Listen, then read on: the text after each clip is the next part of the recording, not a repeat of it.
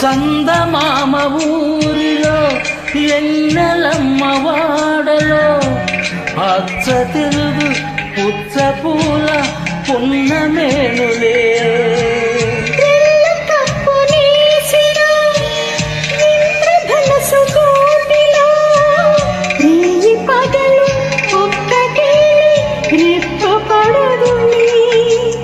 ఈ మప్పులే మన నేస్తులు చల్లగాలులా పల్లకీలలో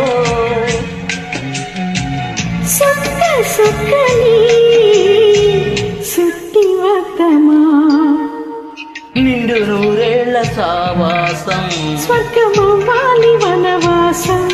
ఈ రీతులు గీతలు సరిపెయ్యాలని జాసే